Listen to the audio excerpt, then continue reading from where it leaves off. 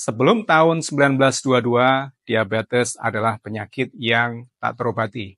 Satu-satunya cara untuk memperpanjang hidup pasien adalah dengan diet yang ketat, yang itu kadang malah membuat mereka kekurangan gizi sangat parah. Video ini adalah tentang penemuan ajaib insulin, penemuan yang tak hanya menyelamatkan banyak nyawa, tapi juga memberikan pelajaran berharga bagi para founder startup atau siapa saja yang sedang mengembangkan bisnis.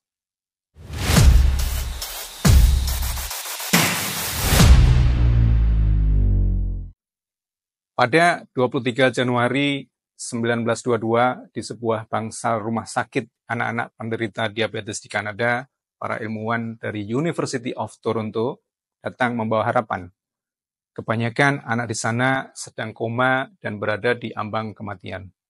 Ruangan itu penuh dengan orang tua yang hanya bisa menunggu saat-saat terakhir.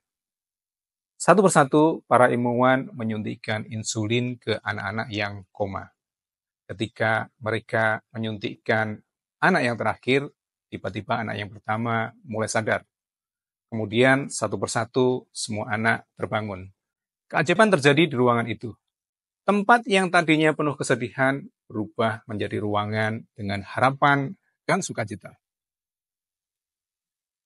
Penemuan insulin dimulai pada tahun 1889 dari percobaan dengan pankreas anjing dan sapi.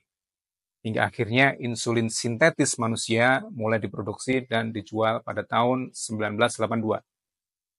Dengan penelitian yang tak kenal lelah selama bertahun-tahun, kini penderita diabetes punya berbagai pilihan insulin yang disesuaikan dengan gaya hidup mereka. Ini menunjukkan bahwa butuh waktu lebih dari 100 tahun serta banyak eksperimen dan kegagalan untuk mencapai keberhasilan itu. Bayangkan kalau para ilmuwan itu menyerah di tengah jalan. Sama seperti dalam bisnis, seringkali dibutuhkan ketekunan dan keberanian untuk mencoba lagi dan lagi dan lagi. Ide besar Anda tidak akan selalu diterima pasar begitu saja. Disinilah eksperimen dan pembelajaran berperan penting. Melalui siklus Build, Measure, Learn, Anda bisa terus menyempurnakan produk, memahami pasar, dan akhirnya mencapai keberhasilan. Siklus ini adalah proses membangun produk, mengukur respon pasar, dan belajar darinya sehingga Anda bisa merespon kebutuhan pelanggan Anda dengan lebih baik. Siklus ini mungkin tak akan pernah berakhir sampai Anda memutuskannya sendiri. Ada beberapa alasan kenapa siklus Build, Measure, Learn ini sangat penting. Pertama, siklus ini membuat Anda bisa terus menyempurnakan produk sesuai ekspektasi pasar, sehingga produk Anda selalu relevan.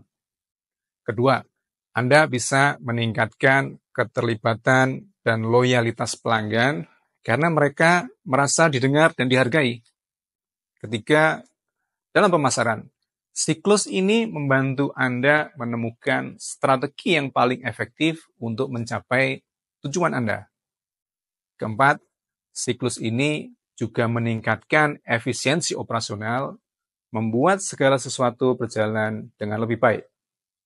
Dan terakhir, siklus ini memperkuat proses pengambilan keputusan Anda. Dengan data yang akurat, keputusan yang Anda buat akan lebih tepat dan membawa hasil yang lebih optimal. Jadi, kalau punya ide besar, jangan hanya duduk diam. Mulailah bereksperimen.